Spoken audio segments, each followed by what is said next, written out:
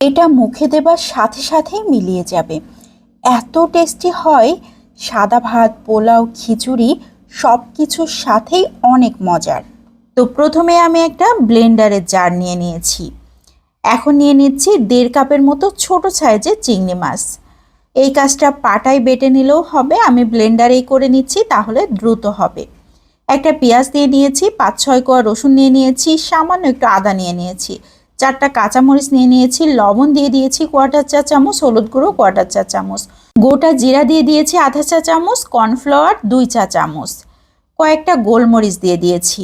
এখন খুব সুন্দর করে ব্লেন্ড করে নিতে হবে।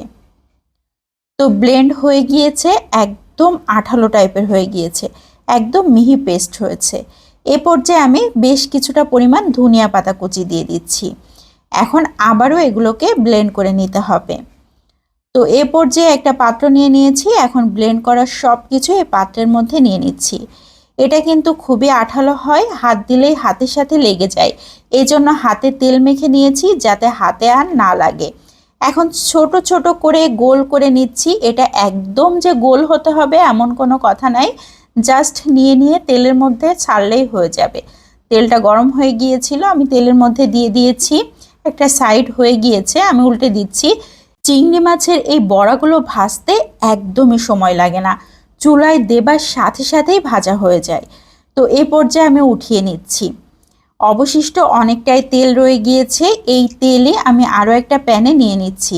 সব তেল দিব না, 2 টেবিল চামচের মতো তেল নিয়ে নিয়েছি। গোটা গরম মশলা দিয়েছি, 3টা এলাচ, 2 টুকরো দারুচিনি আর তেজপাতা। পেঁয়াজ কুচি দিয়ে দিয়েছি, এখানে 3 টেবিল চামচের মতো, 3-4টা কাঁচামরিচ ফালি দিয়ে দিয়েছি। বেশ কিছুক্ষণ নেড়ে চেড়ে নিয়েছি। এখন লবণ দিয়ে দিচ্ছি 1/2 চা চামচ, হলুদ গুঁড়ো 1/4 চা চামচ। পেঁয়াজটা নরম হওয়া পর্যন্ত এভাবে নেড়ে চেড়ে নিচ্ছি। এখন দিয়ে দিচ্ছি পেস্ট করা মশলা। লাল মরিচ পেস্ট দিয়ে দিয়েছি 1/2 চা চামচ, রসুন পেস্ট 1/2 চা চামচ, আদা পেস্ট 1/4 চা চামচ। এখন আবারও পেঁয়াজের সাথে সব কিছু নেড়ে চেড়ে মিশিয়ে নিয়েছি। সামান্য একটু পানি দিয়ে দিচ্ছি মশলাটাকে খুব ভালোভাবে কষিয়ে নেবার জন্য। এখন সব কিছু যখন খুব ভালো মতো মিশে গিয়েছে, এ পর্যায়ে দিয়ে দিচ্ছি ধনিয়ার গুঁড়া 1/2 চা চামচ, জিরার গুঁড়া 1/2 চা চামচ।